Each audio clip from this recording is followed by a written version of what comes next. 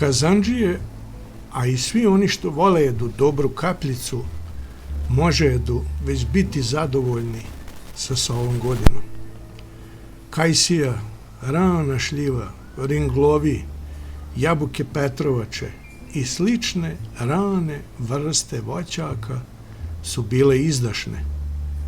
A kako se čini i sve ostalo do kraja godine što se tiju stvari tiče.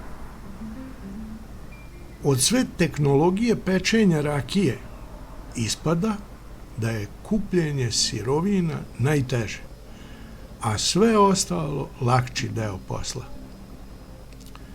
Da to nije baš tako lako pokaziva i primer saslike ispred Pabirkove kuće u sokak ILR. Neki kažedu Ištvan, Bećar, Pecaroš. Tu dana sa sladne strane sokaka ide jedan od glavnih odvoda kišne kanalizacije i kad padne malko jača kiša, odnese sve šljive koje upadnedu u jendek.